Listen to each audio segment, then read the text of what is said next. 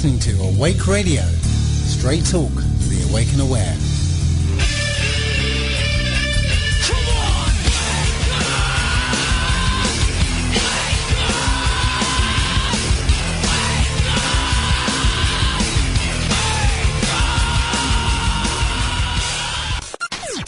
No lizards, no aliens, no nonsense. This is Reality Bytes in association with Sovereign Independent UK and One World Chronicle. Wake up!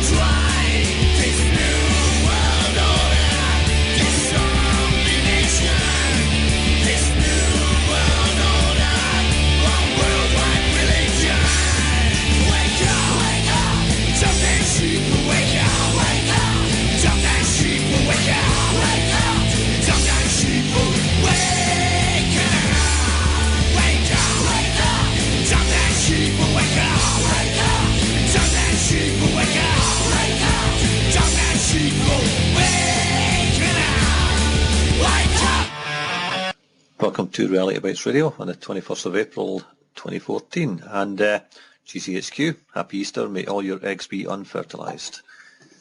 Right, I wrote away to Labour MP Simon Danczuk, I think that's how you spell it today. He's the guy who wrote the book on Cyril Smith and his paedophilia exploits. And I've written to him to ask him to come on the programme actually and talk about it. Now, I've also said to him that if he doesn't come on, then I'll publish the email that I've sent him, because, you know, if he's not prepared to explain why he won't come on, then he's not really doing a very good job, is he? But anyway, this is a Mail Online today, the 21st of April. Another paedophile politician could be unmasked by MP who exposed Cyril Smith's sex ring. Labour MP Simon Danczuk may unmask someone much more important. He may, which means he may not. He may or may not use parliamentary privilege protection to name the former MP. Danczuk has urged the politician to come forward of his own volition. Now, as far as I can understand, this MP is still actually sitting in Parliament. So the chances of him coming forward voluntarily are probably zero. And if some politician just happens to pop his clogs over the next few days, you'll have to wonder, won't you? Anyway, the MP who exposed the paedophilia of the late Cyril Smith is threatening to name another former senior politician alleged to have had sex with children. Simon Danjuk, Labour MP for Rochdale, where one of his predecessors was Cyril Smith, said he may unmask someone much more important who allegedly abused boys at the notorious Elm Guest House in Barnes, south-west London, which was used as a venue for a paedophile ring of VIPs. Now, I also put in my email actually to Mr. Danjuk that we've had Cyril Smith and Jimmy Savile, both labelled as paedophiles, and yet none of them has had a trial, which I find rather interesting because I can guarantee you if these people were still alive, they'd be suing them by now, whether they're guilty or not. I have been contacted by people making serious allegations. The MP says he could use parliamentary privilege, which would give him legal immunity to name the former influential MP. Well, why does he need parliamentary privilege to do that? He can make an allegation to the police if he wants to. If he believes this guy is a paedophile, go to the police, press charges. Simple as that. Doesn't need any immunity. He added it would be best for him to come forward of his own volition, but I would consider using privilege to name the parliamentarian. Mr. Danchuk spoke as it emerged that disgraced former Co-op Bank chairman Paul Flowers faces questioning over an alleged cover-up of child abuse at Knowlview School, a special school in Rochdale linked to local Liberal MP Smith. Over 3 decades, boys as young as 7 were repeatedly abused at the school by Smith and his cohorts. It was described as a sweet shop for paedophiles, and pupils were driven to public toilets to have sex with men who travelled from all over the north. In 2012, 2 years after Smith's death, the Crown Prosecution Service admitted the MP should have been charged with historic child offences. Well, of course he should. At the time of the alleged cover-up, ex-Methodist Minister Flowers was Vice-Chairman of the Social Services Committee at Rochdale Council, which oversaw Knowlview School. He is to face claims that he and other Rochdale councillors ignored a series of damning reports detailing the abuse, possibly because allegedly they may have been involved in it themselves. This week, Flowers, 63, who has been charged with 3 counts relating to possession of cocaine, ketamine and crystal meth, will receive a letter saying he must answer questions from Andrew Warnock QC, who is leading the investigation into the council's handling of the allegations. Just the kind of people you want running your council, isn't it? They're all crystal meth, and you wonder why they make such bizarre decisions. 9 others are also part of the investigation. There is no suggestion Flowers, who was also on the council's education committee, was involved in any form of abuse at Knowlview, but his time on the council coincides with key developments in the alleged cover-up. Well, if he's covering up, he's involved, isn't he? Colin Lambert, leader of Rochdale Council, said the letter is quite strong and they should be worried because the allegation is that they took part in a cover-up. So if they knew and decided not to do anything, that is a very serious matter. Well, the same goes for anybody who was in the BBC at the time of Jimmy Savile. And, some people might not like that, but at the time, David Icke was there. So what did he know and why didn't he say anything? There are criminal issues here. Fears that vulnerable young boys were being abused at the school were repeatedly raised between 1988 and 1992 when Flowers held key council posts. 3 reports were issued detailing serious sexual abuse at Knowlview, yet no one was ever held to account. It was not until 1994 that the matter was raised again when the reports were discovered by the school's head of care, Martin Digan. In 1994, the reports were discovered. Well, surely somebody read the reports when they were handed in originally. Mr. Warnock's inquiry will cover the years 85 to 95 and will focus on whether there was a cover-up. Well, obviously there was a cover-up. Obviously. Right, so that's, Simon Danchuk, Labour MP for Rochdale. He's had the MP, his office has acknowledged receipt of that email. So, we'll just see if he comes back and he's prepared to come on the programme and discuss his findings. Right, I think we heard on the previous podcast, the UK column, Brian and Mike from the UK column on Do Much, I think that was Friday, about David Cameron fueling sectarian division by bringing God into politics. Dozens of public figures accused David Cameron of fostering alienation and division with call to view Britain as a Christian country. Well, it is a Christian country. What he's doing is inflaming racial tension, and ethnic tension and religious tension, basically, and using religion to do it, because nothing else has worked so far, despite all the media and the politicians trying to get race riots going on in this country. So they're trying religion now, at Easter, of course. David Cameron is sowing sectarianism and division by insisting that Britain is still a Christian country. As I say, it is. an alliance of writers, scientists, philosophers and politicians has claimed. In a letter to the Telegraph, 55 public figures from a range of political backgrounds.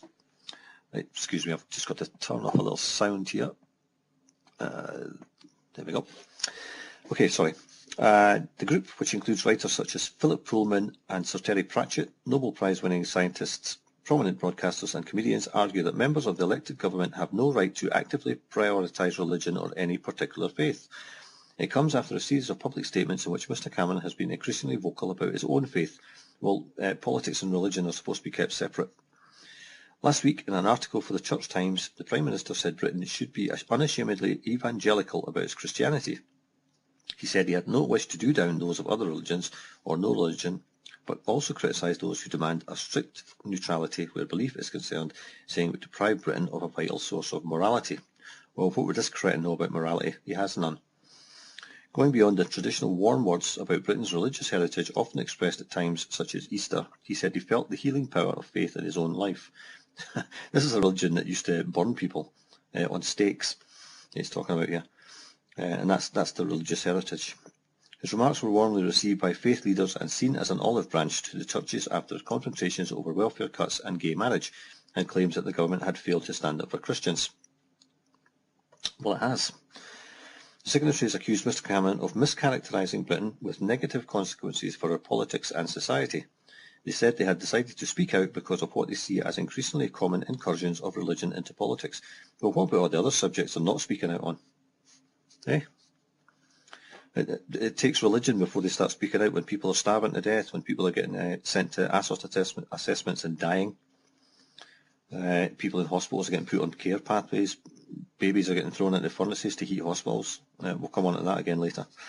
But all they can moan about is religion. The lead signatory, Professor Jim Al-Khalili, the Iraqi-born physicist and author, who is the current president of the British Humanists Association. Sorry about that, folks. Just got cut off there for some reason. GCHQ possibly didn't like the Easter eggs I sent them. Who knows? Or possibly didn't get there and they've taken a bit of a huff. Who knows? Anyway, the 2011 census showed that the number of people in England and Wales who describe themselves as Christian plunged from almost 72% in 2001 to just over 59%, a decline of 4.1 million people. They probably asked a load of Muslims, you know, just to rig the figures. Further analysis showed that even that fall masks a scale of underlying decline because it was bolstered by mass immigration. Exactly. With 1.2 million foreign-born Christians coming to Britain. We wrote this letter as a result not just of one recent speech and article, but of a disturbing trend. Politicians have been speaking of our country as a Christian country with increasing frequency in the last few years.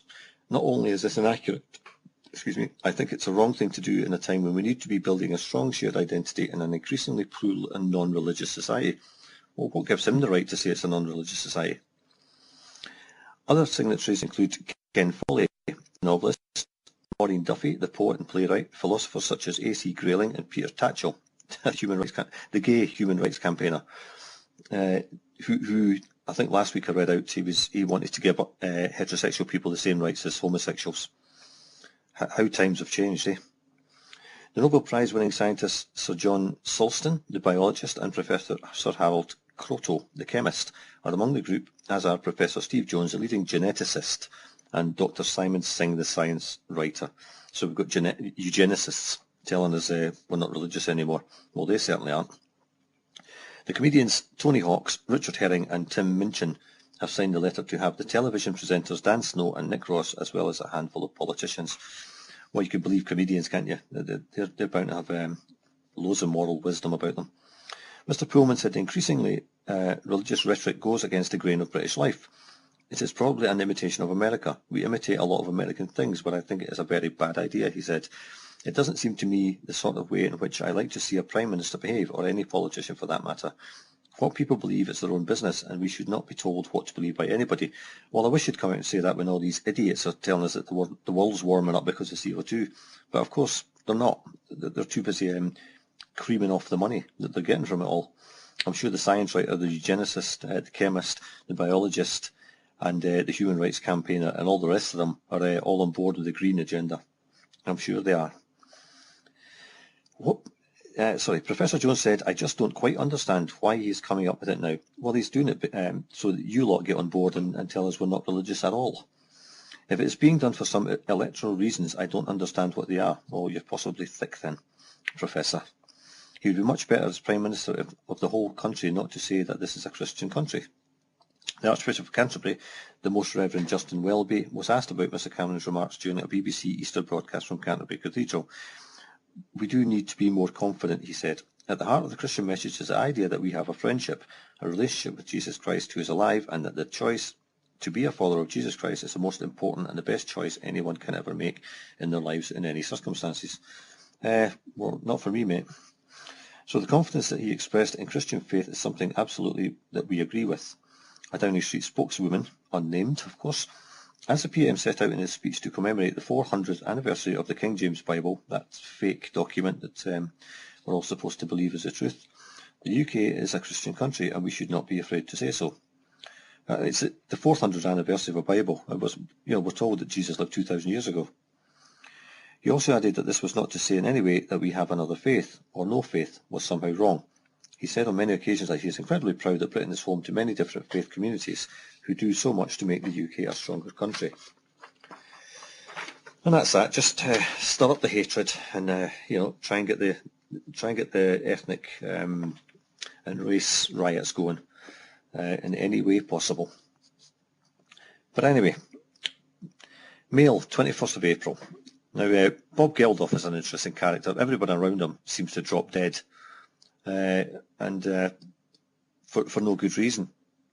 But here we go. Peaches Geldof is the latest. Forget Scientology. Celebs are now falling for an even more sinister religion, in inverted commas, introducing the satanic sex cult that's snaring stars such as Peaches Geldof. Founder Aleister Crowley, dubbed the wickedest man in the world, Crowley was born in 1875 and styled himself the Great Beast 666. Other stars linked to the cult include Jimmy Page and Jay-Z. Taken at face value, it was an innocent enough remark, encouraging friends to explore a belief system to apply to day-to-day life to attain peacefulness. But when Peaches Geldof chose to share her religious convictions with her 148,000 followers, there's 148,000 twits for you, isn't it?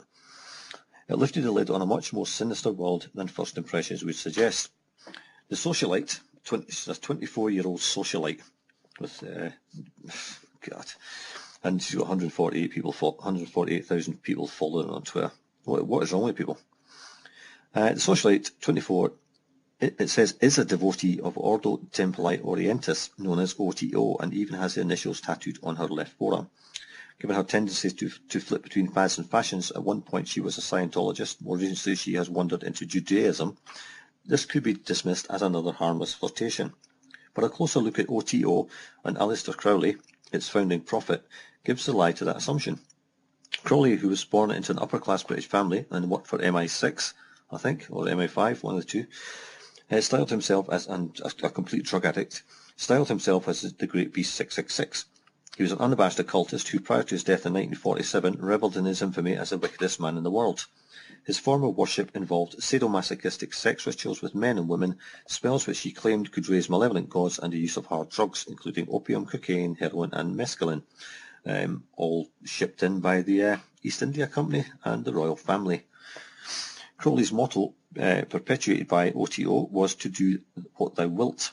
So I think that's the end of that quote is the whole of the law. And it is this individualistic approach that has led to a lasting fascination among artists and celebrities, of whom Peaches is the latest in the long line. Led Zeppelin's Jimmy Page, for example, routinely took part in occult magical rituals and was so intrigued by Crowley he bought his former home, Boleskine House, on the shores of Loch Ness in Scotland. And there are now OTO lodges scattered around the country practicing the same ceremonial rituals and spreading the word of Crowley. I wonder what goes on in there, and how many Masons are involved. While membership is secret, Peaches is said to have been initiated into it, raising the prospect that many of her impressionable fans could try to do the same. Yeah, she puts a tattoo on her arm and it's supposed to be secret. Indeed, when one of her Twitter followers asked her how she could find out more about Thelema, another word for Crowley's teachings, Peaches directed her to read his books, which she described as super interesting. She had a great grasp of the English language, obviously. Other celebrities linked to OTO include the rappers Jay-Z, who was repeatedly purloined imagery and quotations from Crowley's work. Whether wearing a t-shirt emblazoned with Do What Thou Wilt or hiring Rihanna to hold aloft a flaming torch in his music videos, a reference to the Illuminati, an outlawed secret society whose name supposedly derives from Lucifer or Lightbringer, he has given the sect priceless publicity. Now, here's the Daily Mail talking about the Illuminati. His clothing line, Rockaware, is shot through with OTO imagery, such as the all-seeing eye in a triangle, the Eye of Horus, an ancient Egyptian symbol frequently referenced in occult texts, and the head of Baphomet, the horned androgynous idol of Western occultism. Some conspiracy theorists, the Mail's already mentioned the Illuminati, and they're saying some conspiracy theorists have seized on this as evidence that he is a member of a secret Masonic movement which they believe permeates the highest levels of business and government. Others take a more pragmatic view, that it is commercial opportunism, cashing in on impressionable teens' attraction to the edginess of occult symbolism. Yet OTO is much more than a marketing opportunity for attention-seeking celebs. It is a living religion, with adherents still practicing occult rituals set out by Crowley in his books. And let me suggest the Daily Mail's doing a big ad for it. That's what this sounds like. This week I tracked down John Bonner, 62, the head of OTO in the UK, to his home in East Sussex. He told me, "We are not a mass appeal sort of organisation." I'm sure you're not. In the UK we number in our hundreds. Worldwide it's thousands. Celebrities are not always a boon or a benefit. We are used to being misunderstood. Many stories about Crowley, like people saying he filed his teeth down into fangs, are nonsense. You could call us a sex cult in a way, because we recognise, accept and adore the whole process which goes towards making tangible the previously intangible. According to adherents of OTO, it takes years of study before you can begin to understand what the religion is about, much like the equally controversial Church of Scientology. Bonner takes issue with the comparison, saying it is extremely expensive to study Scientology, yet OTO demands no financial contributions. Given her own dabbling in heroin and casual sex, particularly during a rootless period when she lived in Los Angeles a few years ago, it is perhaps natural that the troubled offspring of Bob Geldof and Paula Yates should be attracted to such a liberal school of thought. Well, no, it's not. Look at who her mum and dad are. And if Peachy's own interest is so shallow, heaven knows what her impressionable and mostly very young fans will take from it. A former FBI agent, Ted Gunderson, who investigated satanic circles in LA, found that Crowley's teachings about raising demons to do one's bidding suggested human sacrifice, preferably of an intelligent young boy. John Bonner is dismissive of any idea that he and his fellow believers would even begin to countenance such excesses, pointing out that his is the only religion that sends people a letter of congratulations when they decide to leave, because they are exercising free will, which is what we are all about. And if you believe that, well, anyway, Crowley certainly didn't want anybody to have free will. He was the master. But he accepts many people may not be able to deal with Crowley's complex teachings. You're not supposed to just jump straight into it. It takes time and study. But our rituals are not for public consumption.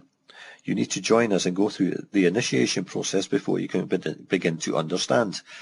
But according to our beliefs, we can't turn anyone away. So if you are over 18, are passably sane, whatever that means, and are free to attend initiations, then you have an undeniable right of membership. So there's the application form in the Daily Mail for you. Just get in touch. I'm sure the website's up there somewhere.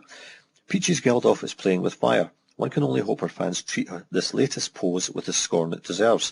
And look where she is now. Dead. So we carry on.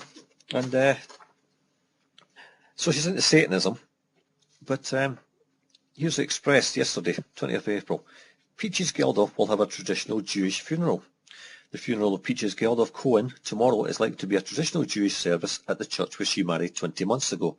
St Mary Magdalene and St Lawrence Church in Faversham, Kent, is also where her mother Paula Yates' funeral was held and where she married Bob Geldof. Peaches, 25, when she died just over 2 weeks ago, embraced Judaism after discovering that her grandmother was Jewish a few years ago. Her Jewish husband, 23-year-old musician Thomas Cohen, bought her a Star of David from an antique shop in Covent Garden, which she wore constantly. I wonder if he knew she was had a 5-pointy star in her back pocket. The couple married in a traditional Jewish ceremony at the Anglican Church in Faversham, Kent in September 2012. Peaches shone, dancing the horror with Thomas, the Eye of Horus possibly. A Jewish funeral would last about half an hour and comprise a recitation of psalms, scriptures and a eulogy. Sir Bob and the family have not released any details and have asked for the service to be private. The Live Aid hero is a hero now. Musician and TV mogul will be comforted by daughters 331, Exie 23 and Tiger Lily 17, the child Paula Yates had with Australian rocker Michael Hutchins. How come he's got a hold of that child? Thomas will be supported by his parents Keith and Susan and sister Holly. It's not known Peach's sons, Astala, who is two this month, and Phaedra, who will be 1 on Thursday, will be at the funeral. Mourners are expected to include Jules Holland, Lily Allen, DJ Nick Grimshaw and model Daisy Lowe. It's been reported Peaches will be cremated and her ashes scattered in the grounds of her father's nearby home, Davington Priory, where she grew up. Peaches often talked of the bliss that motherhood brought her, but shortly before dying at her home in Rodham, Kent, she looked thin and pale. Given that her death was sudden and unexplained, Coroner Roger Hatch is now awaiting the results of toxicology tests to decide whether to hold an inquest. Well, it's a bit late once she's been cremated, isn't it? And they'll never find out what happened to her, that's for sure. The little devil. Welcome back to Reality Bytes there. Just a bit of a panic moment there. We got cut off just before coming back, but there you go. We're still here. I'll tell you, GCHQ, if you want better eggs next year, just let me know and I'll send them round, okay? Or a really good Christmas present. But, anyway, never mind. Anyway, Christopher Booker in the Telegraph on the 19th of April.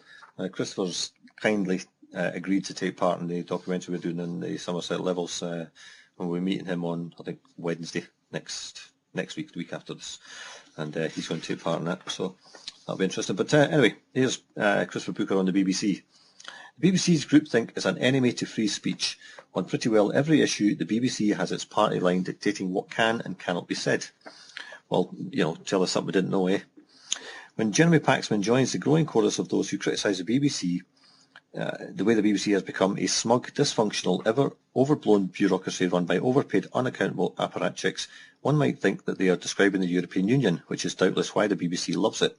We are familiar with the main reasons why the BBC, for all that it continues here and there to make much appreciated contributions to our lives, has come to inspire such hostility. Loathsome was Paxman's word for it. I would doubt very much that it makes any much appreciated contribution to my life, that's for sure, or anybody else listening to this, to be honest. Its higher reaches have indeed become a parody of that mindless bureaucracy so brilliantly satirised in its own recent series, W1A. It is outrageous that 360 of its senior executives are able to pay themselves more than £100,000 a year, 130 of them get paid more than the Prime Minister. Well, I doubt that. I'm sure the Prime Minister's got a lot of cosy under-the-table deals going on and getting paid a lot more than £100,000 a year. It's perhaps not surprising. Well, he certainly will when he leaves power, that's for sure. He'll be a multimillionaire just like Tony Blair. It is perhaps not surprising that the overwhelming impression that the BBC and its presenters give to the world is that they seem to be so babishly pleased with themselves, and one of the symptoms of this inflation, as the psychologists call it, is that the BBC, with its endless puffs and trailers to tell us what a wonderful service it is giving us, too often seems au fond to be about nothing more than itself. But as ever more people seem to recognise the most damaging price we pay for the BBC's near monopoly of the airwaves is the way it imposes on our national culture its own only too recognisable view of the world, its own narrow, one-sided, left-of-centre form of groupthink. On pretty well every issue of the day, the BBC has its party line, dictating what can and cannot be said, who it invites on and who it excludes, from the EU and global warming to gay marriage, from wind farms to government cuts, from Israel to fracking. And I'll be coming on to a little bit about fracking right after this. This is to the point where too many of its programmes are little more than propaganda, put over by self-regarding presenters who frequently cannot hide their impatience with anyone who doesn't agree with the groupthink. There is one salutary way to see just how one-sided the BBC has become, and that's to listen to American radio talk shows. Some described as liberal parrot the same politically correct line as the BBC, but others called conservative are everything the BBC isn't. Appearing on some of the more intelligent of such shows with spirited, well-informed presenters, I have more than once observed I can't tell you what a relief it is to be on this show, because back home in Britain, none of what we have been saying to each other would ever be allowed on the BBC. With ever more people suggesting how the BBC could be reformed or its monopoly broken up, there could be no more effective way to show BBC listeners what we are missing than to allow a rival network free to put over the kind of views and values which at the moment the BBC manages to exclude from the national debate, except to pour scorn on them, even though they might reflect views held by much of their audience. This would certainly give the British a shock, because it is called free speech, something which nobody is more active in suppressing than that utterly smug state broadcasting organisation we all have to pay for. Well, it's stations like this and others that are advocating free speech and actually allowing free speech. So maybe they should let us on the BBC and give us a go, and we'll tell them exactly what we think of them. That'll never happen though, will it? One phrase, we just have to hijack them on the street when they're doing the reports, that's what we have to do. One phrase in a piece by one of our most prominent commentators on the great Ukraine imbroglio exemplifies just how the West's preferred narrative for this shambles is getting the story upside down. Can the West, it asks, make a last-ditch attempt to deter Russia from its imperialist ambition? As some of us have long been trying to point out, the trigger to this crisis was not President Putin's attempt to further Russia's imperial ambitions, but that of the EU to extend its own empire, right to the heart of a region which Russians see ethnically and politically as very much their national concern, of which it is.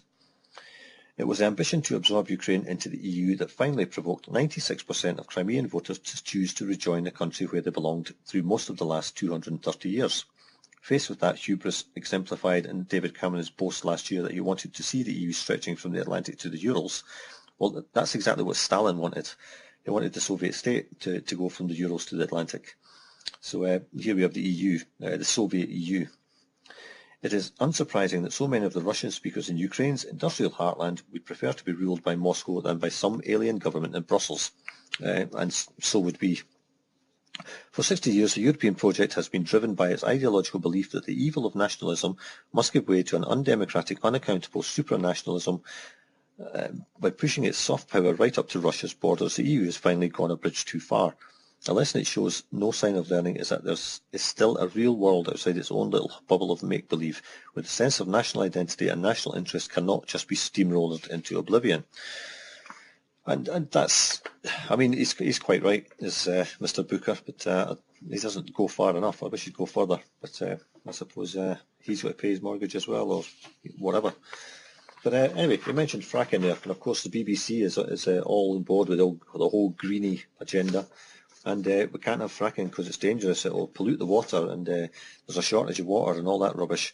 But the Japan news: Kyoto University develops new shale gas method. The Yomiuri Shimbun Kyoto University research team developed a new basic technology to extract shale gas trapped deep underground by injecting carbon dioxide into shale bedrock instead of water, the Yomiuri Shimbun has learned. The research team said it plans to start a large-scale substantive experiment to verify the technology in autumn, aiming for practical use of technology within several years. In addition to securing shale gas, a new energy resource, the newly developed technology is also expected to help combat global warming, as it will confine CO2 underground. A common method to extract shale gas is to frack hard shale bedrock by injecting pressurized water into shale formations. The more finely cracked the bedrock is, the more shale gas can be obtained. However, making ideal cracks in shale formations by injecting water is difficult because the liquid has a high viscosity. According to the research team led by Kyoto University, Professor Tsuyoshi Ishida and Assistant Professor Cheng Yoking, CO2 becomes a supercritical fluid if it is heated to 31.1 degrees centigrade or more and subjected to pressure of at least 73 atmospheres. A supercritical fluid is very smooth and has properties midway between a liquid and a gas. The research team confirmed that supercritical CO2 injected into shale bedrock fractured the bedrock and created finer cracks more widely in comparison to the use of pressurized water.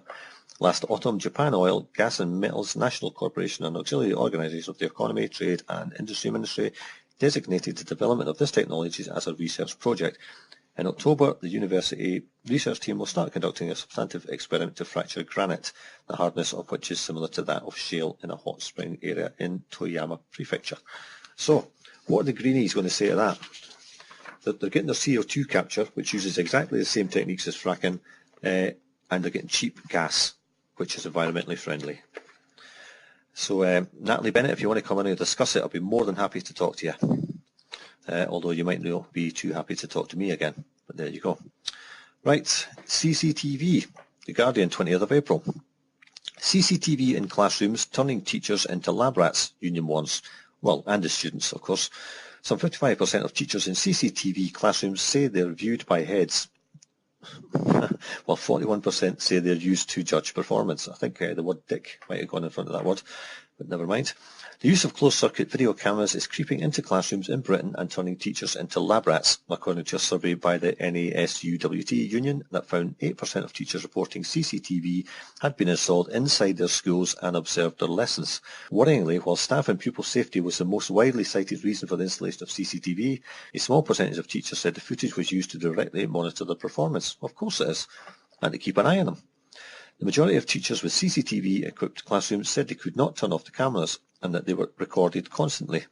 Some 55% said the recordings were monitored by head teachers and other senior management, and 41% said it was used in judging staff.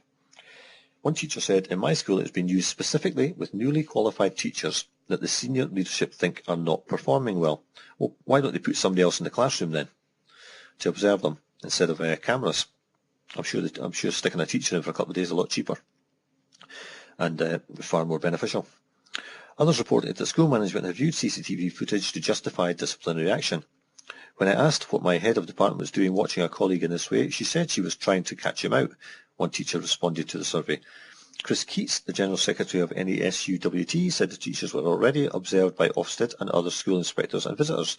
Lab rats have more professional privacy, she said. The NASUWT conference in Birmingham is to debate a motion on Sunday arguing that teachers endure undue monitoring beyond any reasonable justification. What about the rest of us? The stories teachers recounted to us in the survey are a shocking catalogue of professional disrespect and unacceptable intrusion, Keats said. No other professionals are subjected to such appalling treatment. No one should be subjected to the stress and pressure of being watched constantly. You're damn right we shouldn't. None of us should be. So, where's this taking us? Thursday, 19th April. Interestingly, this is by the crime correspondent. Privacy in peril. Vast network of roadside cameras pose very real risk, says surveillance regulator. There's a surveillance regulator now. They regulate your surveillance. But yeah, this is in the crime section. So are they saying this is a crime? These cameras are a crime. Members of the public face a very real risk to their privacy from the huge roadside surveillance network that captures millions of motorists every day, the government surveillance commissioner has warned. In an interview with The Independent, Tony Porter urges that clear guidance be provided to ensure innocent people do not fall victim to roadside automatic number plate recognition, ANPR cameras, which have been the centre of concerns over the rise of surveillance in Britain. The regulator for Britain's state-run security cameras, it just gets more Soviet all the time, doesn't it, has put police on notice over the use of personal data after a series of investigations into the ANPR system, which has been described by campaigners as the biggest surveillance network that most people have never heard of. The use of the system is part of wider concerns over a growing surveillance society, as Mr. Porter revealed how cheap home CCTV cameras have led to a surge in snooping disputes between neighbours. Local authorities control more than 50,000 cameras, while thousands of roadside cameras collect owner information on more than 18 million car journeys every day, in a swift and unregulated expansion over the past 30 years. I used to put leaflets through doors when I was doing painting and decorating, and lots of these people would have these CCTV cameras and put a notice on the doors telling you you've been watched. Now, if I was a postman, I would object to that, and I wouldn't deliver the mail. Police have declined to say how many cameras are used for the ANPR system, but it has the capacity to check information on up to 50 million cars every day and cross-check it with other police databases to trace unwanted offenders. The information, which according to police has led to important intelligence gathering and tens of thousands of arrests every year, is retained for up to 2 years, even when there is no evidence of any wrongdoing. Intelligence gathering. What are they gathering intelligence on? All of us. Where we go, what we do, who we see, who we meet, etc. I mentioned last week the CCTV camera cars. They're facially recognizing you when you're walking up and down the street. But reports into three cases that highlighted failings in the system prompted the police watchdog to warn that the scale of the system meant it was impossible to achieve its full potential. Really? In April 2012, the database held almost 11.2 billion vehicle sightings. In one case, a registered sex offender killed a young woman despite triggering 8 hits on the system over 3 days because he was wanted for arson and theft, but was not arrested. I wonder why.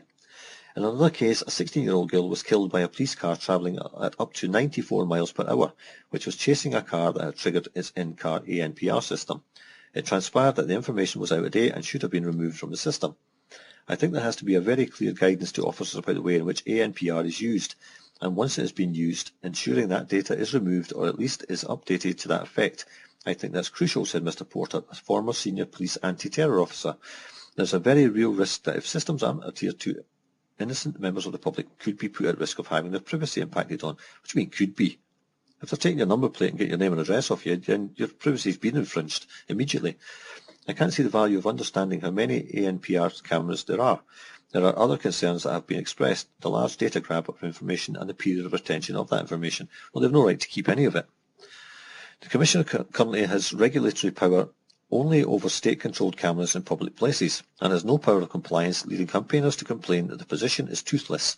Emma Carr, appropriately named, the Deputy Director of Big Brother Watch, it's always Big Brother Watch, I'm sure they're dodgy, said, if we are going to bring proper accountability to CCTV and ANPR, the Commissioner needs proper powers to enforce the law. How about we just all take our number plates off our car and be done with it? That's the easiest way to do it. Everybody just take their number plates off and they can put as many cameras up as they like. Won't make any difference. Without them, his words, however sensible, will continue to fall on deaf ears. High street electrical stores sell home-use cameras for less than £50 that promise high-quality images, a 20-metre night range, and images stored directly on a video recorder. They're getting people fearful. And quick, get your CCTV cameras. You're going to need them because there's so many bad people out there. Planning permission is not needed, and a new code to regulate the use of cameras by police and local authorities does not apply to homeowners. The affordability of the camera technology and the inability of authorities to take action have led to long-running disputes between neighbours, in some cases with cameras lined up along their boundaries. I've got a great deal of sympathy for anybody who feels that their own private space is being invaded by the use of a CCTV camera employed by a neighbour, said Mr. Porter. Police have harassment legislation and there may be some potential relief at the High Court for invasion of privacy, but they are fairly complex processes for a disgruntled member of the public to go through. Well, these CCTV cameras are harassing us every day of the week by the state. It's the state that's harassing us, not your neighbours. Mr. Porter said he favoured working with industry rather than legislation to try to resolve some of the domestic CCTV disputes. But Miss Carr of Big Brother Watch said the glaring omission of private CCTV... I've lost the next page, it's gone. The glaring omission of private CCTV is that it's not private, is it? It's not private. It's everywhere. It's public, it's in your face, and it's recording everything you do. On the street, your car, everything. As I say, the best thing everybody could do is just take their number plates off, stop registering your car, and be done with it. And the cameras are useless. And with that, we'll go to another piece of music, I think. Welcome back to Reality Bytes Radio on the 21st of April. Now, the next article is the Mail Online, 20th of April, and it's just an article written to wind people up, really, especially if you've had somebody go to hospital and not get the proper treatment. Shameless model who vowed to have an abortion so she could appear on Big Brother reveals a bump of the child who will never be born due to her quest for... Josie Cunningham, 24, 5,000 mother of 2 weeks was pregnant. Aspiring model said she will abort her baby to appear on Big Brother, said appearing on reality TV show would boost her television career, and she has today posed for a series of images showing off her growing bump. All I can say about this woman, creature, is she really needs psychiatric help. But we'll come on to that. An aspiring glamour model. Well, I actually saw a video of her on the TV. There's nothing glamorous about her, so I don't know what she's aspiring to. An aspiring glamour model who said she wanted an abortion so she could appear on Big Brother has today revealed her growing baby bump. Josie Cunningham, 24, sparked outrage when she had a £4,800 breast enlargement operation on the NHS. She's now 4 months pregnant after falling into a life of prostitution. Well, she just fell into it. Yesterday, the aspiring model said she planned to abort the child to further her television career, adding, "This time next year I won't have a baby, I'll be famous instead." Miss Cunningham from Leeds said she had been on the shortlist to appear on Big Brother, but was reluctant to proceed because of her pregnancy. She told the Sunday Mirror, "An abortion will further my career. This time next year I won't have a baby. Instead I'll be famous, driving a bright pink Range Rover and buying a big house. Nothing will get in my way." What does she sound like?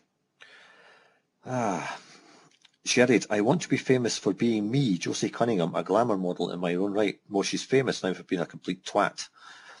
If I want to do that, I need to put my career first. Miss Cunningham has now posed in a series of photographs showing off a growing baby bump. Today, Miss Cunningham posted a confusing message on Twitter to those criticising her, which hinted she may be getting more surgery on the NHS. It read, thanks for strengthening my case for more cosmetic surgery on the NHS. Proof that a certain feature affects my life.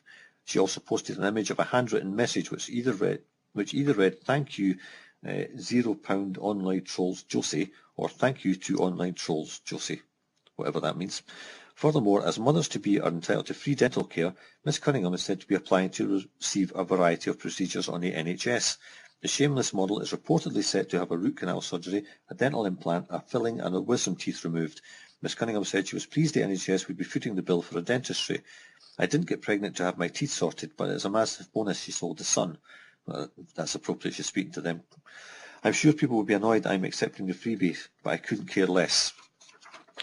She said that she was annoyed the free dental care would only cover a silver filling, but added, I guess beggars can't be choosers.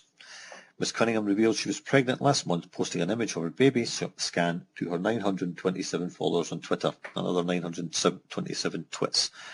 The unmarried mother of two, who says she's no longer working as an escort, does not, well, I thought it was a prostitute she was, does not know who the father of her unborn child is. She wasn't a very careful prostitute either, was she? She says she could either be a surgeon who, what? She says he could either be a surgeon who paid her £1,000 a night for a night of passion, or a friend she has casual sex with. I thought she was on the dole. She get £1,000 a night. Somebody should be investigating her, I think. Miss Cunningham hit the headlines last year when she underwent cosmetic surgery to increase her bust from 32A to 36DD at St James's Hospital in Leeds.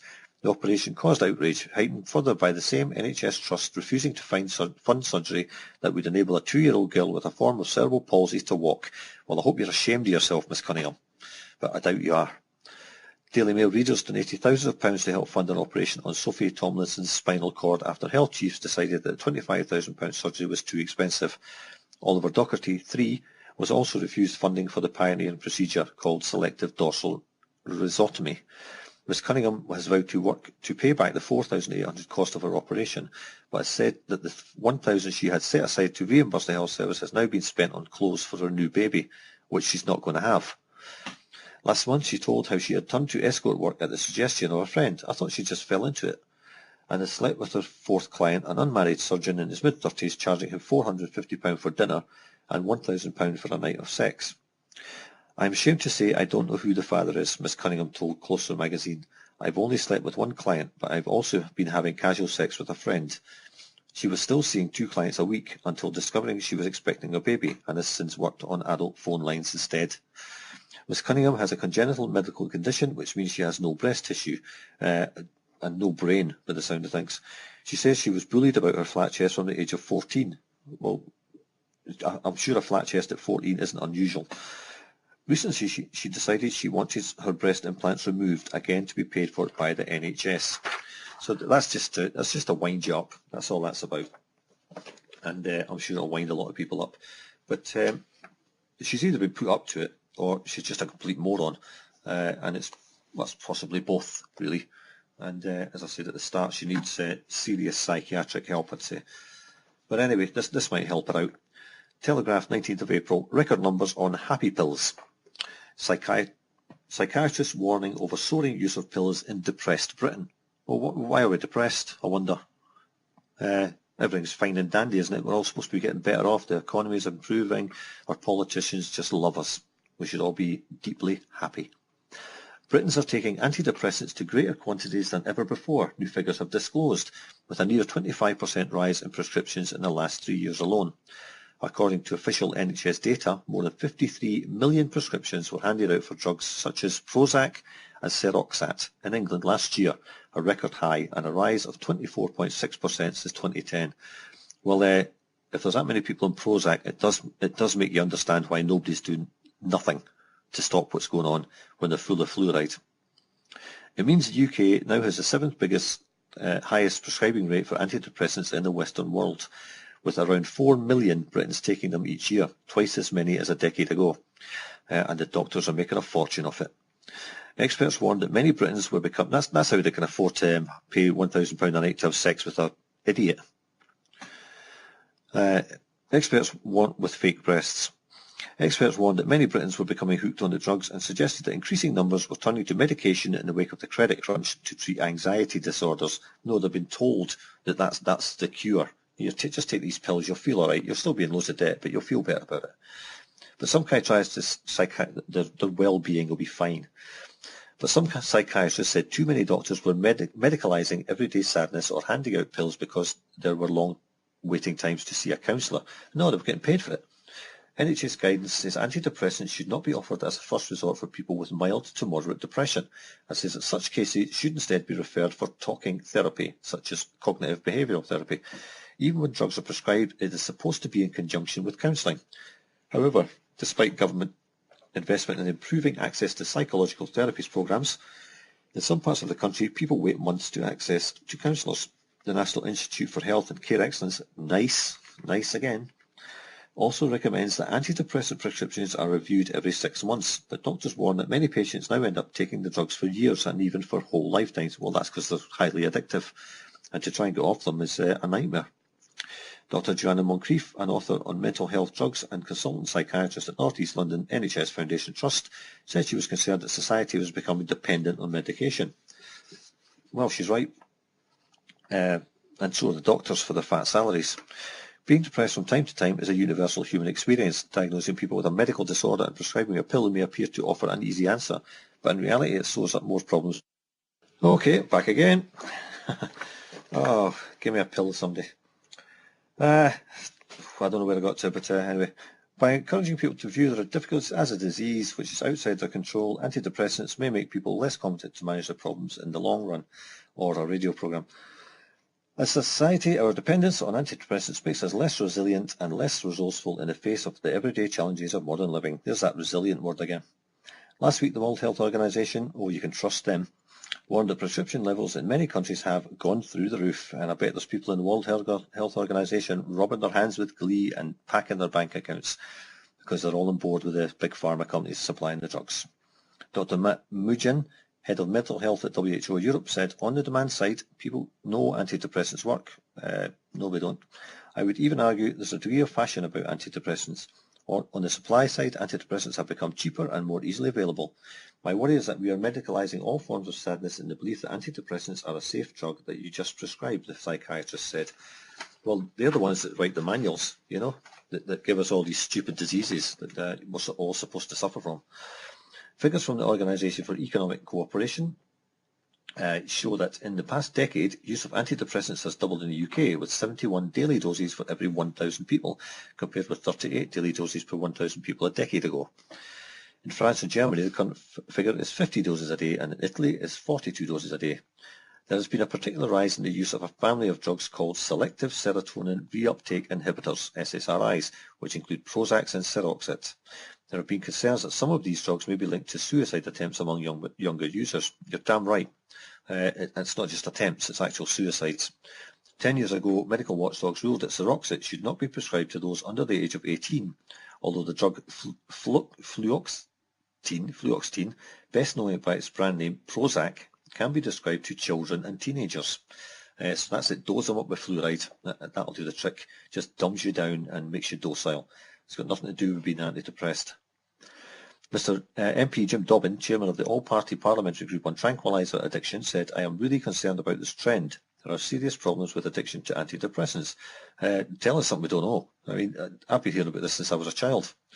We need closer regulation of this. The pharmaceutical industry is very powerful and puts too much pressure on the medical profession to prescribe them. Well, it should be illegal. They shouldn't be allowed to put pressure on anybody. Last year, a report by the Health and Social Care Information Centre revealed that in some parts of the UK, including Barnsley, Durham, Middlesbrough, Redcar, Salford and Sunderland, approximately 1 in 6 adults are prescribed antidepressants. That's funny, it's in the poor areas, eh? Doctors say busy GPs often felt cornered into providing the drugs because waiting times to see a counsellor were too long. So what? So just dose them up with drugs instead and get a backhander for the big pharma. Sophie Cortlett from the mental health charity Mind said the number of prescriptions for antidepressants issued in the UK has been rising steeply for many years. The new figures show no sign of this trend slowing, and we need to know why we are seeing persistent year-on-year increases. Well, because the doctors are getting big backhanders from Big Pharma to prescribe the stuff. It's that simple. And the MPs are getting lobbied to pass them, get them onto the NHS list of drugs to prescribe, and that's the way it works. It's just business, isn't it? If more people feel able to come forward and ask for help, then this is, of course, a positive sign, but it's unlikely to be the only reason. She said more research was needed to understand exactly how many people are taking antidepressants, for how long, and whether they are receiving other treatment alongside as it's recommended. We know that people are more aware of other treatment options such as talking therapies, and many do not want to be treated with drugs, but cannot and should not have to wait months for therapy, she said. Follow the money. Follow the money. And you'll find out why so many drugs are getting prescribed. Welcome back to Reality Bytes, and another shaky moment. Just got back on air 3 seconds before coming on, but such is life, such is life. Anyway, I'm going to play a short YouTube clip, it's only a couple of minutes long, from RT, which somebody sent me the other day there, and then we'll carry on with the subject. So if Paul is ready to queue up, just play it, and then we'll come back after that. A crematorium in Stockholm is helping people in the city keep warm by burning dead residents. Environmentalists hail it as a progressive way of generating energy. And as RT's Paul Scott reports, the idea is catching on. This is Racksta Crematorium on the outskirts of Stockholm. Around 4,000 bodies are cremated on this site every year. And each person who passes through here leaves behind a legacy, knowing they've played a small part in keeping the people of Stockholm warm during the harsh Swedish winter. There were other crematoriums in Sweden that were doing this before us, but we're the first one in the Stockholm area. We have others which use the heat to warm up the building and surrounding buildings, but they're not connected to the city's main heating system. So exactly how does the process work? Well, the furnaces below us can reach temperatures of up to 1200 degrees Celsius, and the hot smoke ends up here and is cooled by this machine. Now in here are 150 different pipes through which the smoke is pumped, and they're encapsulated and encased by cold water. And throughout the process, the cold water is heated, and then the hot water is sent to the public heating system. For years there's been heated debate about renewable energy and continuing damage to the environment. The authorities here believe this is an ideal solution. The process creates up to 1,800 megawatts of energy each year. In real terms, that's enough to use the toaster over 2.5 million times. You could make 1 million cups of tea or tumble dry your clothes 600,000 times. But what about those that use the energy created? Do they believe life after death in this way is a good idea? From a moral standpoint, I couldn't see any real issues, no. I had no idea. I mean, I just moved here, but now knowing that, that's really, really gross. It's going to be burned anyway, so let's take care of the energy that's flowing through it, so yeah. Staff at the crematorium agree, saying the public have no grave concerns about the process. We had a public meeting about the proposed idea and nobody attended, even though we advertised it in the paper. The head of the church made a public statement in support of the idea, so there were no objections to it morally. The technique has been used in Sweden for some time now, and the country appears to be leading where others follow. The UK funeral industry has been watching closely, with one crematorium there also adopting the process. So with energy bills rising and the green debate raging, this is one idea that seems to be a roaring success. Paul Scott, RT, Stockholm, Sweden. Welcome back to Reality Bytes Radio, and that was a clip from RT, Russia Today, and on the Swedes using bodies to create electricity. Now, go back to December 2007 in Bloomberg. Auschwitz slave recalls loading corpses into ovens and murdered baby. Shlomo Venezia was a slave labourer at the crematoriums in Auschwitz and Birkenau. For 8 months in 1944, he loaded the corpses of his fellow Jews into the Nazi ovens, 12 hours a day, 7 days a week, cadaver after cadaver, until it became a mechanical task, like feeding a heating furnace with cords of wood. Men are animals, Venezia says, recalling in a conversation in his Rome clothing shop how he hardened himself. They resist things you can't ever imagine. In his memoir, Sonderkommando Auschwitz, Venezia provides an unflinching account of the barbarous banality of the Nazi death machine. Originally published in French as an interview with a journalist, a new Italian version of Venezia's story is written in a continuous narrative offering page after page of grim insights. He recalls, for example, the day he met his father's emaciated cousin in an undressing room at the gas chambers.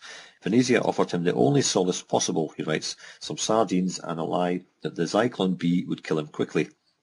It was just terrible to have to lie, but there was no way around it, Venezia explains. I tried in some way to make the horrible situation easier. The Sonderkommandos, as the prisoners working at the gas chambers were known, were privy to how the Nazis went about their butchery. Determined to keep their methods secret, the Nazis killed members of these units at regular intervals, making Venezia's memoir rare. He was 20 years old at the time. A mother was murdered. He'll be 84 on January 29th. His own mother was murdered at the camp while he worked at the ovens, one of more than 1 million Jews killed there. As we talk about a table of ties in his one-room shop near the Trevi fountain, Venezia remains almost motionless. His Hungarian-born wife Marika attends to shoppers entering the glass door. At one point she places a box of coffee-filled chocolates between us. The descendant of an old Jewish family from Spain and Italy, Venezia was born in the northern Greek city of Thessaloniki, where he grew up fatherless and poor, speaking Greek, Italian and Ladino, a Spanish-Jewish dialect. Poverty sharpened his wits, he says.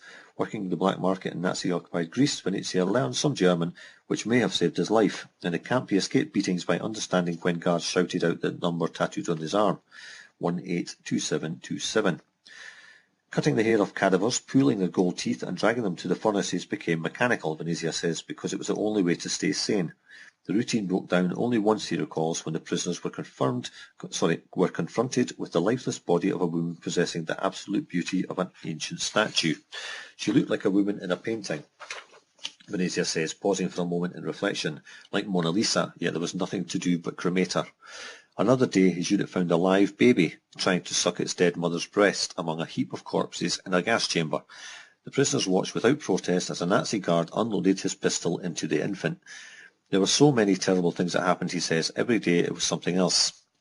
Venezia also witnessed the sometimes absurd machinations of the Nazi bureaucracy. When one prisoner attempted suicide, he recalls, a doctor treated his self-inflicted wounds, making him fit to be gassed. As the Soviet army neared Auschwitz, confusion swept through the camp, allowing Sonderkommandos like Venezia and his brother to mix with other prisoners.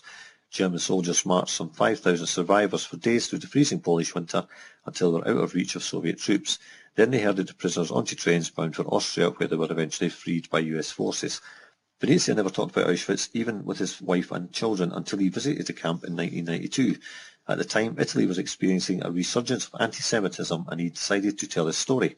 Since then, he has returned to Auschwitz 46 times, often accompanying groups. He gives talks at schools across Italy, and he spoke to Rome soccer team Lazio after striker Paolo Di Canio was suspended for making fascist salutes. Venezia's pain didn't bring tears, he says, until 1957, when he visited Israel to be reunited for the first time with his sister. He still has nightmares about the camp, and mundane things can bring the horrors rushing back, he says. If I pass a brick factory, it can remind me of the crematoriums, he says. In a restaurant, when people leave a meal half-eaten, it brings back memories of when there was nothing to eat.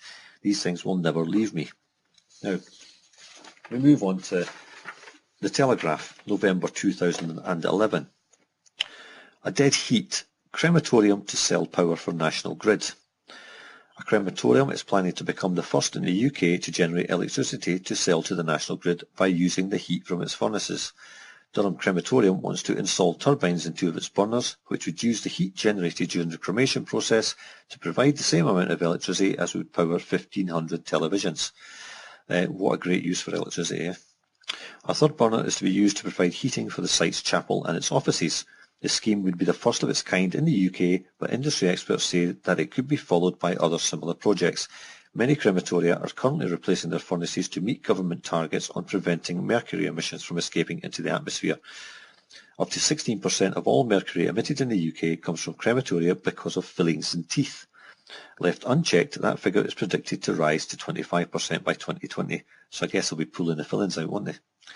That's reminiscent of what they were doing in the previous article. The substance accumulates in the air and water and is harmful to the brain, kidneys, nervous system and unborn children. It also has an impact on the food chain, particularly when it is deposited in water and ingested by fish. Crematoria are required to have such emissions by next year and eliminate them altogether by the end of the decade.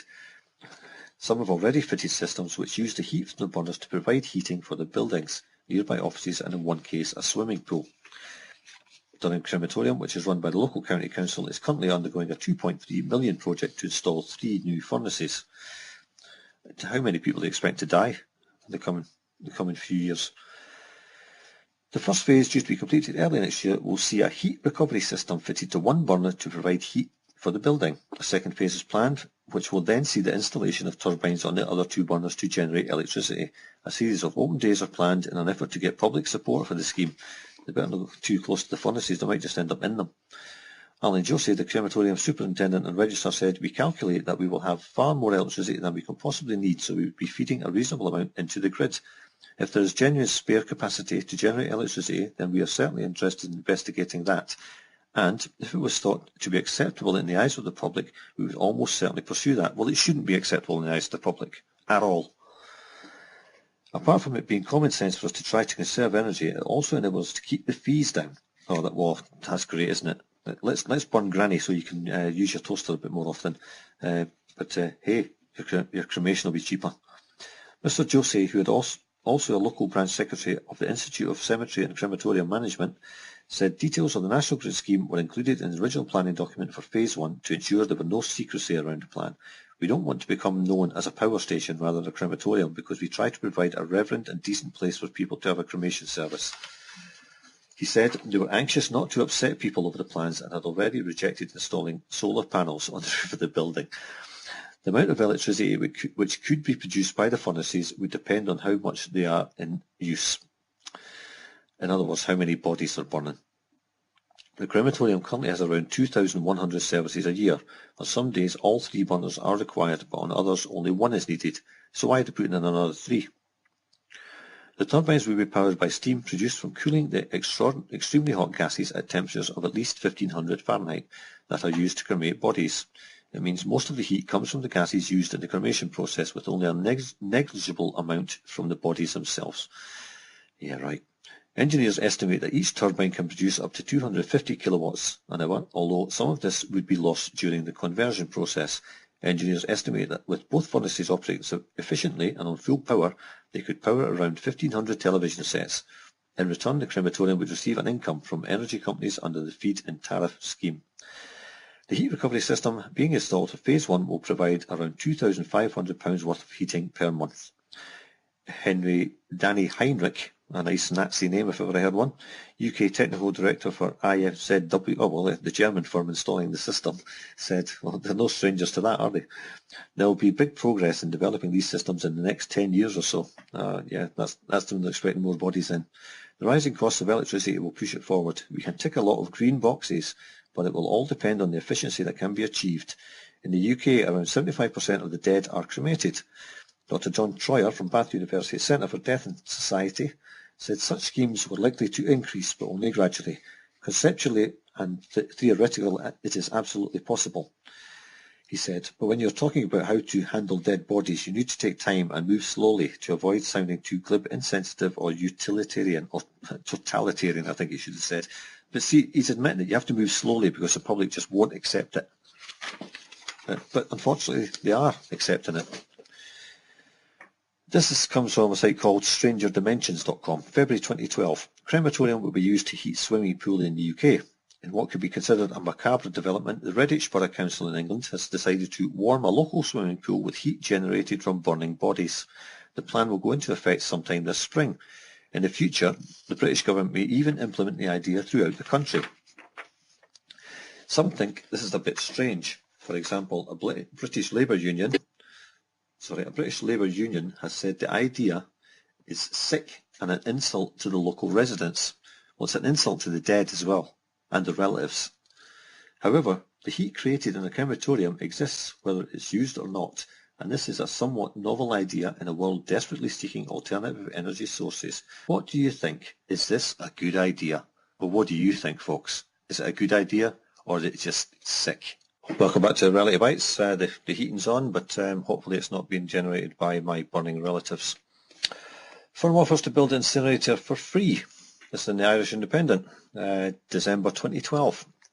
So the firms are coming in and offering to buy incinerators, to build incinerators for free. I wonder what they know, eh? A second company has stepped in and offered to build the controversial Poolbeg incinerator at no cost to the taxpayer, except their lives, I guess, and their heating capacity. Waste firm Endeavour yesterday said it was willing to spend $300 million on building an incinerator if Dublin City Council agreed to its offer to replace the local authority's American partner in the project. Endeavour currently operates Ireland's only incinerator at Carranstown in County Meath, which began accepting waste last September. It also has plans for another facility in Cork. I wonder what kind of waste they're going to be accepting in the future. I bet this incinerator gets a certain price per unit that they burn. The move comes amid concerns that US firm Covanta cannot raise the money needed to build the 600,000-tonne capacity plant at Ringsend in Dublin because of a reluctance by banks to invest in Ireland. Endeavour's managing director, John Ahern, said yesterday, "We will build and operate a smaller facility and it will be self-financing with no need to convince a bank." I wonder if John Ahern is a relative of Bertie Ahern. Possibly. It will be run on a commercial basis and remove the risk to the taxpayer. Dublin City Council has a choice. They can progress with Covanta or with us. This project is needed. If Covanta can't build it, someone should. Dublin City Council is managing the project on behalf of the 4 local authorities in the capital and has spent more than 80 million so far, including 44 million acquiring the site. God, it's great money if you can get it, isn't it? Under the existing agreement, Covanta and Dublin City Council have established a separate company called Dublin Waste to Energy Limited, which would build the plant. So it's a waste to energy plant, which means they're burning rubbish to generate electricity. The project would be financed by Covanta's cash reserves and bank borrowings, and the council would guarantee that 350,000 tonnes of waste would be treated every year. But the global recession has meant securing money has been a problem. Now Endeavour says it will fund a smaller 400,000 tonne plant from its own resources and will not require a council to guarantee that waste will be treated there. They're going to build something when they've no guarantee of any waste getting sent there. What utter rubbish. However, the City Council said that changing the terms of the deal would have financial implications, adding that it would not meet with Endeavour. A spokeswoman said any discussions between Covanta and Endeavour will not involve Dublin City Council or the other Dublin local authorities. The Council and Covanta have both been free to walk away from the contract since September 2010, but not without significant financial implications for whoever executes the termination clause. Covanta said it was working very closely with the Council to overcome outstanding issues. Now, a company doesn't spend £300 million building a power plant with no guarantee that it's going to be used. It doesn't work, does it? Okay, oilprice.com, September 2013. Dead bodies for renewable energy. Could human corpses end up providing our next renewable energy source, or is this controversial idea dead in the water? A crematorium in the city of Durham in the UK recently announced that it would use heat from its burners to produce electricity and bring down its energy costs. Now, recently, this is September 2013, I just read the article from November 2011 that they were actually doing it. The idea started to percolate after an environmental review concluded that the crematorium's chimneys were releasing too much smoke into the air, and inspectors said that the crematorium would have to purchase new ovens to meet current environmental standards and reduce air pollution. Ovens, they're called ovens now. Ovens are for cooking things. They're not for cremating things. If the idea is realised, the company will install turbines in 2 of its burners and sell the excess energy to Great Britain's national grid. In return, it will receive compensation from energy companies under the feed-in tariffs programme. The third furnace will continue to warm the site's chapel and offices. The amount of electricity that could be produced by the furnace would depend on how much they are in use, or more to the point, on the death toll. Are you getting the picture? The crematorium currently holds around 2,100 services a year. This is enough, engineers estimate, to allow each turbine to generate 250 kilowatt per hour, enough electricity to power 1,500 televisions, which we said earlier. Many crematoriums in the UK are currently replacing their furnaces to meet government targets on preventing mercury emissions from escaping into the atmosphere. Aside from the fact that psychologically the thought of heating one's house with energy from dead bodies is unpleasant, from a pragmatic viewpoint it's efficient and cost-effective. Remember what I said earlier about Alistair Crowley, do as thou wilt. Don't have any morals, don't have any conscience about what you're doing. Just do what you want. It doesn't matter. It's just pragmatic, isn't it? This is especially true when considering that electricity costs are on an upward swing in the UK, while over 70% of the country's dead are being cremated. So because electricity prices are going up, we have to lose all morals and just burn anything, including your parents, I guess. I suppose it'll come down to the point if electricity is such a high price and you're in the hospital, they'll say, oh, actually we could get some money for those organs and then we can sell it to the electricity company to make electricity. don't bother saving them. Just let them die. Experts say that if the heat recycling process proves profitable, other crematoriums across Europe could follow suit. Well, the clip I played at the start of this was in Sweden, who are already doing it. There is a precedent. In 2012, Redditch Borough Council in London adopted the idea of harnessing the waste from cremation temperatures to heat pools, saving the city over £22,000 in electricity expenditures. Well, whoopie-doo, eh? I hope they feel better about themselves. And I read this one just a couple of weeks ago. 24th of March 2014, aborted babies incinerated to heat UK hospitals. The remains of more than 15,000 babies were incinerated as clinical waste by hospitals in Britain, with some used in waste-to-energy plants. The bodies of thousands of aborted and miscarried babies were incinerated as clinical waste. Now, remember what I just read out? Waste-to-energy programmes. And they're describing aborted babies as clinical waste, with some even used to heat hospitals, an investigation has found. 10 NHS trusts have admitted burning fetal remains alongside other rubbish, while 2 others used in the bodies in waste-to-energy plants which generate power for heat. Last night, the Department of Health issued an instant ban on the practice, which Health Minister Dr Dan Poulter branded totally unacceptable. At least 15,500 fetal remains were incinerated by 27 NHS trusts over the last 2 years alone, Channel 4's Dispatches programme discovered. Well, why is it unacceptable in the hospital but not unacceptable in a crematorium? Why? The programme, which will air tonight, found that parents who lose children in early pregnancy were often treated without compassion and were not consulted about what they wanted to happen to the remains. One of the country's leading hospitals, Addenbrooke's in Cambridge, incinerated 797 babies below 13 weeks gestation at their own waste-to-energy plant. The mothers were told the remains had been cremated. Another waste-to-energy facility at Ipswich Hospital, operated by a private contractor, I wonder who that is, incinerated 1,101 fetal remains between 2011 and 2013. They were brought in from another hospital before being burned, generating energy for the hospital site. Ipswich Hospital staff itself disposes of remains by cremation. This practice is totally unacceptable, said Dr. Poulter. Whilst the vast majority of hospitals are acting in the appropriate way, that must be the case for all hospitals, and the Human Tissue Authority has now been asked to ensure that it acts on this issue without delay. Sir Bruce Keogh, NHS Medical Director, has written to all NHS trusts to tell them the practice must stop.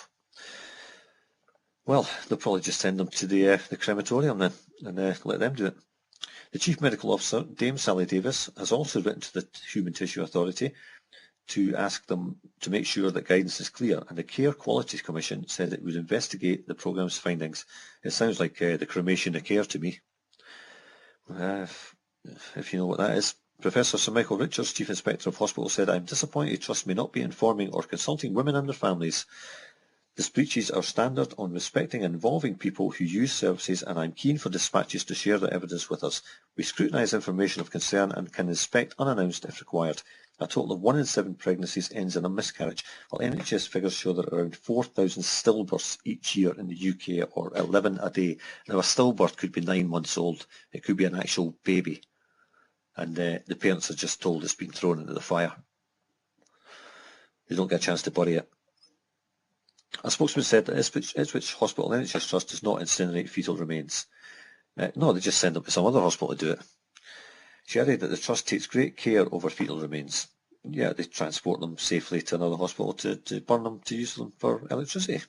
That's perfectly reasonable, isn't it? A spokesman for the Cambridge University Hospital NHS Foundation Trust said that the trained health professionals discussed the option with parents both verbally and in writing. The parents are given exactly the same choice on the disposal of fetal remains as for a stillborn child, and their personal views are respected. Well, I bet you they don't tell them they're using them to power the light bulbs. Right, this is from naturaldeath.org.uk, and it's been a charity for 22 years. So all this garbage I've just read about waste to energy by burning bodies is just blown out of the water by this little piece here. People often assume that cremation is the greener option, that in choosing it over burial they are keeping valuable land free from unnecessary use. Cremation might solve the problem of what we do with the body by reducing it to a small container of cremated remains, or ground up bone to be precise, but it is definitely not a green choice. One cremation uses as much energy in the form of gas and electricity as a 500-mile car trip and releases a staggering 400 kilos of carbon dioxide into the atmosphere, not to mention mercury vapour and other pollutants. 400 kilos of carbon dioxide. I still want a greenie to show me a bag of carbon dioxide. In the UK, in 2013, over 3/4 of funerals end in a cremation. With a death rate of around 500,000 people every year, this means around 375,000 cremations are taking place annually, potentially releasing some 150,000 tonnes of carbon dioxide into the air above us. Because of this, crematoria have had to comply with increasingly strict legislation on their emissions and have added sophisticated but expensive filters. Coupled with the instability of international oil prices, the requirement for abatement has seen the cost of cremation recently soar, and the trend looks likely to continue. In some parts of the country, for example, the cremation fee for a single cremation is over £800. Many people find the fact that they have a subsequent decision to make after a cremation quite difficult. The finality of the funeral service gives way to the problem of what should be done with the products of cremation. Around the country, almost every funeral director will have the mortal remains of a number of people shut away in their ashes cupboard. People whose families have been unable or unwilling to decide what should be done with their ashes in living rooms, garages and wardrobes throughout the land. The cremains of thousands of people sit waiting to be finally disposed of, perhaps awaiting the death of their surviving partner before they will be buried or scattered together. High price, poor value. Despite the high cost, the experience of a funeral held at a crematorium can often feel lacking in many ways, perhaps through time, constriction, and a feeling of being part of a busy production line, or the hidden uncertainty of what exactly happens to the coffin after the curtains close. Exactly. Are you even sure it's your ashes you get? It's the ashes you get that you've sent in there. Despite the high cost, with so many cremations being carried out daily around the country, inevitably the time available for each family to have a ceremony is limited, often to just half an hour, and it is not unknown in busier crematoria with 2 chapels for there to be 4 or 5 different assemblies of mourners all present at the same time. Those who have just left the chapels looking at the floral tributes, the current 2 sets of mourners in chapels having their 20 minutes of ceremony, and early arrivals for the next 2 slots waiting outside, which is what I'm talking about. How do they know they've got the right ashes? How do they know if they're only in there for 20 minutes? They can't possibly have it all burned and cooled down and given to them. It doesn't work. As a nation, we seem to have simply accepted that this is how it is. But if we were to step back and think about it, surely we deserve better when it comes to the ritual and impact of a funeral ceremony. And we certainly deserve better than being used for supplying multinational corporations with free electricity. In recent years, we have seen a surge in interest in the option of direct cremations. Companies around the country now offer this an alternative that separates the disposal of the body from the ceremony to honour the life that has ended. Funeral directors and specialist companies offering direct cremation can often provide the service for far less money than a traditional funeral, sometimes half the cost, utilising early morning bookings at crematoria and including the collection of the body, minimal coffin and no additional frills or services. These are the party with they wish. So there you go. It's not green at all. And just before we go to the next tune, here's an excerpt from Brave New World, Chapter 5 by Aldous Huxley. Lenina and Henry climbed into the machine and started off. At 800 feet, Henry slowed down and the helicopter cruised, and they hung for a minute or two poised above the fading landscape. The forest of Burnham Beaches stretched like a great pool of darkness towards the bright shore of the western sky. Crimson at the horizon, the last of the sunset faded, through orange upward into the yellow and a pale watery green. Northwards, beyond and above the trees, the internal and external secretions factory glared with a fierce electric brilliance from every window of its 20 stories. Beneath them lay the buildings of the golf club, the huge lower caste barracks, and, on the other side of a dividing wall, the smaller houses reserved for Alpha and Beta members. The approaches to the monorail station were black, and the ant-like pullulation of lower caste activity. From under the glass vault, a lighted train shot out into the open. Following its southeasterly course across the dark plain, their eyes were drawn to the majestic buildings of the Slough Crematorium. For the safety of night-flying planes, its 4 tall chimneys were floodlighted and tipped with crimson danger signals. It was a landmark. Why do the smokestacks have those things like balconies around them? Inquired Lenina. Phosphorus recovery, explained Henry telegraphically. On the way up the chimney, the gases go through 4 separate treatments. P2O5 used to go right out of circulation every time they cremated someone. Now they recover over 98% of it, more than 1.5 kilos per adult corpse, which makes the best part of 400 tons of phosphorus every year from England alone. Henry spoke with a happy pride, rejoicing wholeheartedly in his achievement as though it had been his own. Fine to think we can go on being socially useful even after we're dead and make plants grow. That says it all, folks. Aldous Huxley, Brave New World, were in it. Okay, we didn't get cut off that time, thankfully. So that's the end of the burning story, except one more little thing. Just reading a book here called Grey Wolf, The Escape of Adolf Hitler. I've not quite got round to his escape yet, but there was one little bit that caught my eye in the early pages, and it was this. No, it wasn't. It was this. Bear with me. I should have had this ready. Anyway, where are we? Yes, in April 1933, Julius Streicher, the notorious Jew bait and editor of the Nazi weekly newspaper Der Stürmer, orchestrated an economic boycott of Jewish businesses. Dr. Joseph Goebbels, head of the newly founded Reich Ministry for Public Enlightenment and Propaganda, called for the cleansing by fire of un-German books, particularly those by authors of Jewish backgrounds such as Einstein, Freud, Kafka and Marx, and even the works of the revered German 19th century poet Heinrich Heine, whose tragedy Almansor contains the warning, "Where they burn books, they will in the end also burn people." On May the 10th, a crowd of 40,000 watched the burning of 25,000 books in Berlin's Opernplatz. In November 1933, a national referendum showed that 95% of the population approved of Nazi policies, even as their rights and freedoms were being systematically destroyed. And we're there again, folks, aren't we? There's no difference between Tesco having book banks and people dumping in there, apparently for recycling, than bodies getting thrown into furnaces and being recycled for electricity, is there? It's the same thing. Okay, The Guardian, 20th of April. Councils sit on 67 million in emergency help for the poor. Now, remember, we're supposed to be suffering austerity, and the poor certainly are, but the councils aren't. Record numbers of families have pleas for help rejected, even though councils in England are failing to spend allocated cash. A fledgling scheme to provide emergency help to the poorest in the country is in chaos, with 67 million left unspent and record numbers of families being turned away. Figures released in response to Freedom of Information Act requests indicate that by the end of January, councils in England were sitting on £67 million of the £136 million that had been allocated to local welfare schemes. Half of local authorities had spent less than 40% of their funds. An analysis by The Guardian shows that under the new local welfare assistance schemes, 4 in 10 applications for emergency funds are turned down, despite evidence that many applicants have been made penniless by benefit sanctions and delays in processing benefits claims.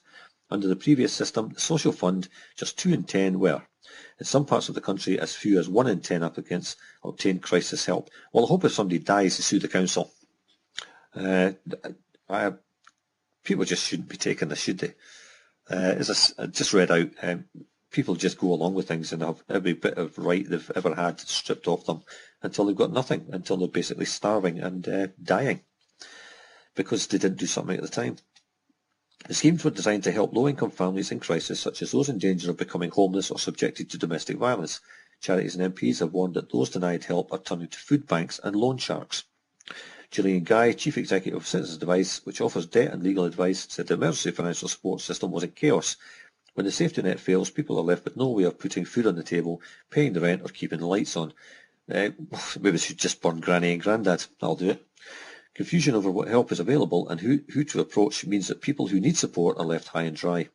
People are in danger of being pushed into the arms of payday lenders and loan sharks by the chaotic emergency support system. Citizen Advice Bureau see people in desperate need of support who have nowhere else to turn when job centres and the local council don't give out support. Well, the job centre doesn't give out jobs either. Under the new system, emergency funds are no longer ring-fenced, meaning that councils can divert unspent cash to other budgets, like their own back pockets, I'd suggest. Local welfare assistance schemes were created a year ago in 150 English authorities alongside national schemes in Wales and Scotland following the abolition of the social fund.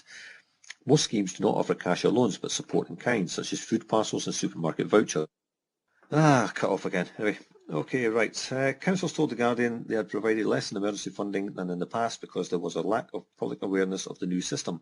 Some had failed to advertise their schemes, while others set such tight eligibility criteria that many applicants, typically including low-paid working families, benefit claimants, and those deemed to have not lived in the local area for long enough, were turned away.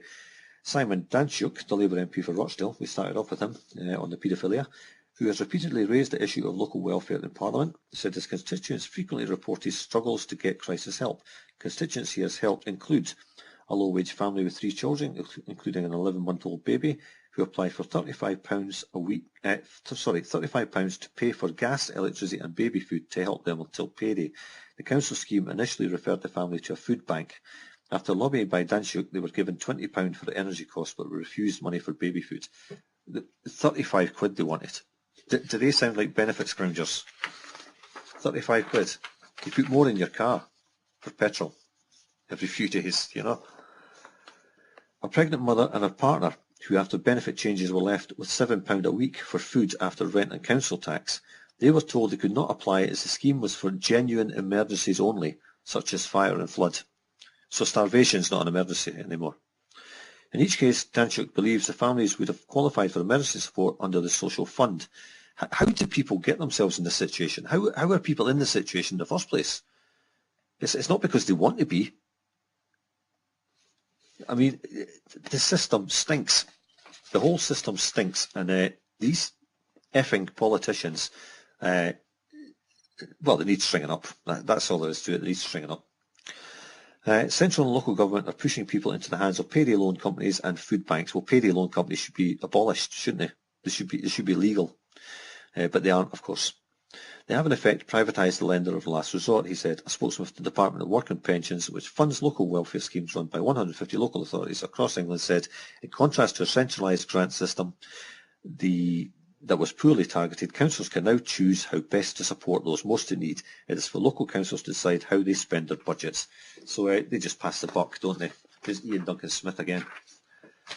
And here's how the other half live, isn't it? There's revolt over Ed Miliband's £20,000 bill to take an army of aides on a trip to the Middle East. Labour leader took 12-strong delegation to Israel and the West Bank. He just had to go, didn't he? He has to go to Israel. He's got to pay his homage to whoever. Ed Miliband is facing a shadow cabinet cost of living revolt after spending more than £20,000 of public money taking an army of aides on an overseas trip. Well, it's a junket, isn't it? The Labour leader sparked anger among senior colleagues for sanctioning a 3-day visit by a 12-strong delegation to Israel and the West Bank earlier this month. Apart from Mr Miliband and his wife Justine, the party included no fewer than 8 Labour officials, as well as Shadow Foreign Secretary Douglas Alexander and Labour peer Stuart Wood. They are understood to have racked up a bill of more than £20,000, including business-class flights for the Milibands, as well as 5-star hotels for his entourage. In contrast, Tory sources claim that when David Cameron was opposition leader, he often used to travel with no more than 3 or 4 aides. Yeah, but it doesn't say how much he spent. I bet he still spent 20 grand. Last night, Labour frontbenchers privately condemned the lavish spending. One said, this was an important trip and no one would begrudge Ed from making it. I would. And every other taxpayer would as well. But did he really have to travel with this sort of presidential-style entourage and an army of party flunkies? Flunkies is another word for condoms. So that tells you what kind of people went there. We were desperately trying to paint the Tories as out of touch with people struggling with the cost of living. It just doesn't feel right. Well, it isn't right, that's why. Mr Miliband is the son of Jewish immigrants and he lost 60 members of his family to the Holocaust. Really? Foreign trips such as this are usually paid for with so-called short money, the annual taxpayer-funded subsidy given to Labour to carry out its opposition duties. The Treasury Minister faces questions of a tax arrangement. Andrea Leadsom has held properties in a company rather than her own name and made use of offshore banking services. The new Tory Treasury Minister, Andrea Leadsom, has insisted she's received no tax advantages from making use of offshore banking services, holding properties through a company rather than in her name and creating trusts for her children. The moves are legal, but Labour has raised serious questions about Leadsom's tax arrangements. Effing hypocrites. Calling on her to explain whether she had a lower liability as a result, especially given George Osborne's suggestion that complicated avoidance measures are morally unacceptable. The controversy arose after it emerged that Leadsom, a former Barclays banker, created a property company called Bandal with her husband in 2003 to take ownership of 2 buy-to-let properties. This is a structure that can have tax advantages because it means the owner pays lower rate corporation tax rather than income tax on earnings from the properties, although she would also at some point have to pay tax on any dividends drawn. I bet she doesn't. Some of the shares in the company were registered to Children's Settlement Trusts in 2005, a year before a crackdown by Gordon Brown that meant any new assets put into trusts from then on would be subject to inheritance tax or high charges. A debt charge of Bandal was registered to Jersey-based Kleinvort Benson Channel Islands Limited, an offshore banking centre, according to documents from 2006. This appears to have been switched to the London branch of the bank more recently. They're all just corrupt. From top to bottom, they're all just corrupt.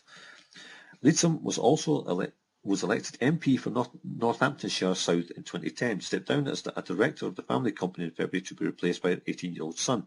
This was shortly before she was made Economic Secretary to the Treasury, was responsible for the multi-billion-pound Help to Buy scheme, in a reshuffle prompted by the resignation of Maria Miller as Culture Secretary, another corrupt MP. So, I mean, she's placed an 18-year-old guy in charge of her family company. If you believe that, really? Just out of school, and he's now the director of her family company. However, a spokesman for Leadsom insisted there is not, nor has there ever been, any tax advantage whatsoever from the arrangements. Well, why should she bother doing it then? If there's no advantage, you don't do it, do you? This is a completely UK company that is eligible for UK tax on all profits. There is no offshore element and no tax avoidance, the spokesman said, but he's not naming himself, while confirming that Leadsom has always been resident in the UK for tax purposes. The Treasury had no comment to make. I'm sure they didn't. Shabana Mahmood, a shadow Treasury Minister, said Leadsom urgently needs to explain these arrangements and why they were put in place. Most importantly, she needs to explain whether she has benefited from a lower tax liability as a result. Families are £1,600 a year worse off since 2010, and the government's top rate tax cut has seen millionaires £100,000 a year better off. And yet the state can't give people who are starving £35 a week. The amount of uncollected tax has increased by £1 billion this year, and whilst George Osborne claims to be tackling tax avoidance, his deal with Switzerland raised less than a third the amount he originally claimed it would. So the public are rightly angry when the tax system is manipulated by those with the money to do so. Ministers responsible for this state of affairs must themselves be above board and seem to be above board. So it would seem there are serious questions to answer here. Well, she's a crook. She's just a crook, like the whole lot of them.